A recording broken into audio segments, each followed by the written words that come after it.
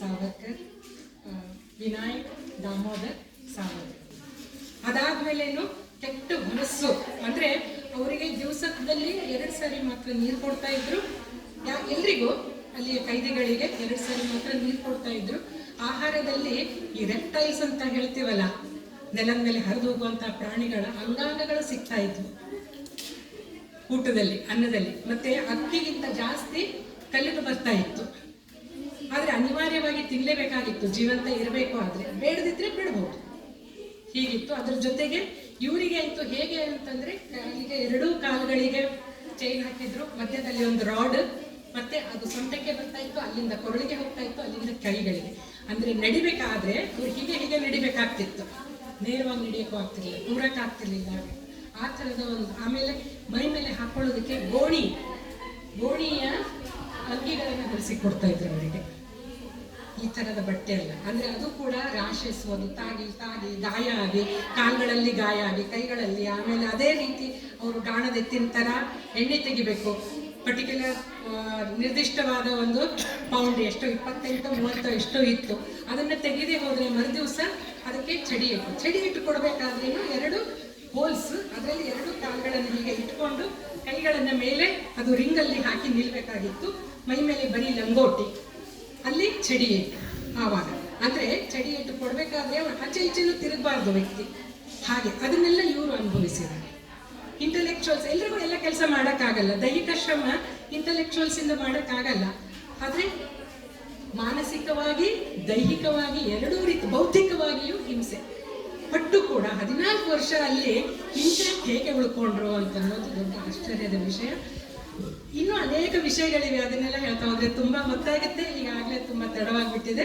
ಹಾಗಾಗಿ ಇನ್ನು ಆಮೇಲೆ ನಮ್ಮ ತೇಜಸ್ ಬರ್ತಾ ಇದ್ದಾನೆ, ಅವನು ತುಂಬಾ ಸ್ಟಡಿ ಮಾಡಿದ್ದಾನೆ. ಇನ್ನೂ ತುಂಬಾ ಅನ್ಫಾರ್ಚುನೇಟ್ ವಿಷಯ, ದುರಾದೃಷ್ಟಕರವಾದದ್ದು ಅಂತಂದ್ರೆ, ಸಾವರ್ಕರ್ ಬಗೆಗೆ ತುಂಬಾ ಸಂಶೋಧನೆಯ ಮಾಡಲೇ ಇಲ್ಲ.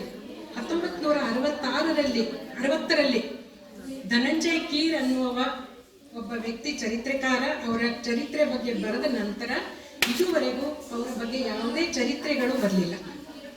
ಜನ ಹೆದರ್ತಾರೆ. ಈಗ ಒಂದು ಸ್ವಲ್ಪ ಭಯ ಕಡಿಮೆ ಆಗಿದೆ. ಈಗ ಒಂದು ಅವ್ರ ಮೇಲೆ ಫಿಲ್ಮ್ ಕೂಡ ಆಗ್ತಾ ಇದೆ, ವೀರ್ ಸಾವರ್ಕರ್ ಮೇಲೆ ಆಲ್ಮೋಸ್ಟ್ ಆಗಿದೆ. ರೀಲ್ ಎಲ್ಲ ಬರ್ತಾ, ಅದರದ್ದೆಲ್ಲ ಟೀಸರ್ಸ್ ಎಲ್ಲ ಬರ್ತಾ ಇವೆ. ನಾವೆಲ್ಲ ನೋಡಬೇಕು ಅದನ್ನು. ಸಾಧ್ಯ ಆಗಿ 3 ಗಂಟೆ ನೋಡೋಕ್ಕಾದ್ರೆ ನೋಡಬೇಕು, ಇಲ್ಲದ್ರೆ ಮಧ್ಯದಲ್ಲೇ ಎದ್ದು ಬರಬೇಕಾದಂಥ ಪರಿಸ್ಥಿತಿ ಬಂದರೆ ನಮ್ಗೆ ಗೊತ್ತಿಲ್ಲ.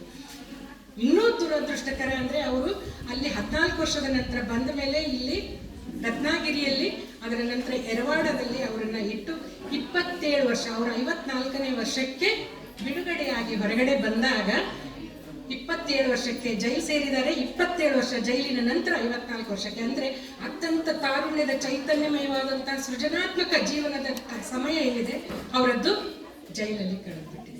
ಬರಿಬೇಕು ಅಂತ ಹೇಳಿದ್ರೆ ಇಷ್ಟೆಲ್ಲದ್ರ ಮಧ್ಯೆ ಅವರು ಡೈಲಿ ಬರೀತಾ ಇದ್ರು. ಎಲ್ಲಿ ಬರೀತಾ ಇದ್ರು? ಅವರಿಗೆ ನೆಹರು, ಗಾಂಧಿ ಅವರಿಗೆಲ್ಲ ಕೊಟ್ಟ ಹಾಗೆ ಹಾಳೆ, ಪುಸ್ತಕ, ಕೋಣೆ, ರೂಮು, ಮಲ್ಗಕ್ಕೆ, ಸೊಳ್ಳೆ ಪರದೆ ಇದೆಲ್ಲ ಇರಲಿಲ್ಲ. ಎಲ್ಲಿ ಬರಿಬೇಕಿತ್ತು? ಅವರಿಗೆ ಶ್ರಮದ ಕೆಲಸಕ್ಕೆ ಅಂತ ಕರ್ಕೊಂಡು ಹೋದಾಗ ಅಲ್ಲಿಂದ ಕಲ್ಲುಗಳನ್ನು ಎತ್ತಿ ತಂದು ಗೋಡೆ ಮೇಲೆ ಬರೀತಾ ಇದ್ರು. ಇವರು ಗೋಡೆ ಮೇಲೆ ಬರೆದದ್ದು ಕೂಡ ನೋಡಿ ಅದನ್ನು ಅಳಿಸಕ್ಕೆ ಪ್ರಯತ್ನ ಮಾಡ್ತಾ ಇದ್ರು.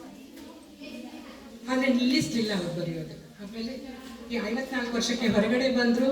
ಅಂದರೆ 37ನೇ ಇಸ್ವಿಯಲ್ಲಿ ಹೊರಗಡೆ ಬಂದರು. 1910ರಲ್ಲಿ ಜೈಲಿಗೆ ಹೋದವರು.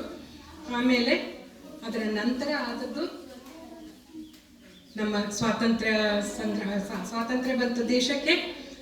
ಅದರ ನಂತರ 48ರಲ್ಲಿ ಗಾಂಧಿಯವರ ವಧೆ ಆದಮೇಲೆ ಅಥವಾ ಕೊಲೆ ಆದಮೇಲೆ ಮತ್ತೆ ಅವರನ್ನು ಜೈಲಿಗೆ ಹಾಕಿದ್ರು. ಮತ್ತೆ 5 ವರ್ಷ, 84 ವರ್ಷಗಳಲ್ಲಿ 32 ವರ್ಷ ಯಾವುದಾದ್ರೂ ವ್ಯಕ್ತಿ ಜೈಲಲ್ಲಿ ಇದ್ದದ್ದು ಅತ್ಯಂತ ಲಾಂಗ್ ಪೀರಿಯಡ್ ಅಂತ ಹೇಳಿದರೆ ಅದು ಸಾವರ್ಕರ್ ಮಾತ್ರ, ಮತ್ತೆ ಯಾರಿಲ್ಲ. ನಾನು ವೈಭವೀಕರಿಸ್ತಾ ಇಲ್ಲ, ಫ್ಯಾಕ್ಟ್ಸ್ ಅನ್ನು ನಿಮ್ಮ ಎದುರು ಹೇಳ್ತಾ ಇದ್ದೀನಿ ಅಷ್ಟೇ. ಹಾಗೆ ಸೊ ಈ ಹಿನ್ನೆಲೆಯಲ್ಲಿ ಇವತ್ತು ಈ ನಾಟಕ ಮಾಡೋದು ಅಂತ ಆಗಿದೆ. ಇದ್ರ ಬಗ್ಗೆ 1-2 ಮಾತುಗಳನ್ನು ಹೇಳ್ತೀನಿ. ಈಗ ಯಾವ ತಿಂಗಳು ನಂಗೆ ನೆನಪಾಗ್ತಾ ಇಲ್ಲ. ಇಲ್ಲಿ ಕಾರ್ಯಪ್ಪ ಅಡ್ಡಂಡ ಅವರಿಂದ ನಮ್ಮ ರಂಗಾಯಣದಲ್ಲಿ ನಾಟಕ ನಡೀತಾ ಇತ್ತು, ಕರಿನೀರ ವೀರ ಅಂತ. ಸೊ ಸೊ ಕರಿನೀರ ವೀರನಾಡ್ ನೋಡೋದಕ್ಕೆ ಈ ಮಕ್ಕಳನ್ನ ಕರ್ಕೊಂಡು ಹೋಗಿದ್ದೆ, ಫಸ್ಟ್ ಇಯರ್ ಮಕ್ಕಳನ್ನ ಕರ್ಕೊಂಡು ಹೋಗಿದ್ದೆ. ಆವಾಗ ಇಲ್ಲಿ ಡಾಕ್ಟರ್ ಸೌಮ್ಯ ಅವರು, ಸ್ವಾಮೀಜಿಗಳೆಲ್ಲ ಇಲ್ಲೂ ಒಂದು ಆಗಲಿ ಇದರ ನಾಟಕ, ನಾವು ನೋಡಿಲ್ವಲ್ಲ, ನಾವು ನೋಡ್ತೀವಿ, ನಾವು ತಿಳ್ಕೊಳ್ತೀವಿ ವಿಷಯಗಳನ್ನ ಅಂತ ಹೇಳಿದ್ರು ಅಂತ ಆವಾಗ ಇಲ್ಲಿ ಪ್ರಯತ್ನ ಶುರುವಾಗಿತ್ತು. ಕೊನೆಗೆ ಈಗ 1.5-2 ತಿಂಗಳಿಂದ ನಡೀತಾ ಇದೆ. ಈ ಮಕ್ಕಳಿಗೆ ಹೇಳ್ಕೊಡೋದು ಅಂದರೆ ಕಪ್ಪೆ ತೂಕ ಮಾಡೋದಾಗಿ, ಒಬ್ರು ಬಂದರೆ ಇಬ್ರು ಓಡೋಗ್ತಾರೆ. ಯಾಕೆ ಅಂದರೆ ಡ್ಯೂಟಿ ಅದು ಇದು ಅಂತ ಎಲ್ಲ ಇರುತ್ತೆ. ಆದರೆ ಒಂದು ಪ್ರಯತ್ನ ಮಾಡಿದ್ದೀವಿ, ತುಂಬ ಚೆನ್ನಾಗಿ ಬರುತ್ತೆ ಹಾಗೆ ಅಂತಲ್ಲ, ಒಂದು ಪ್ರಯತ್ನ ಇದೆ. ರೂರಲ್ ಬ್ಯಾಕ್ಗ್ರೌಂಡಿಂದ ಬಂದಂತಹ ಮಕ್ಕಳು, ಆಮೇಲೆ ಅವರಿಗೆ ಸಾವರ್ಕರ್ ಯಾರು ಅಂತ ಒಂದು ಗೊತ್ತಾಗ್ತಾ ಇದೆ. ನಾಟಕ ನೋಡಿ ಬಂದ್ಮೇಲೆನೂ ಹೇಳ್ತಾ ಇದ್ರು, ಕೇಳಿದ್ರೆ ಏನು ಅನ್ನಿಸ್ತು ಅಂತ, ಅಮ್ಮ ಎಷ್ಟು ವಿಷಯಗಳನ್ನ ನಮ್ಮಿಂದ ಮುಚ್ಚಿಟ್ಬಿಟ್ಟಿದ್ದಾರೆ, ಗೊತ್ತೇ ಇರಲಿಲ್ಲ ನಮಗೆ ಇದೆಲ್ಲ ಅಂತ ಹೇಳ್ತಾ ಇದ್ರು.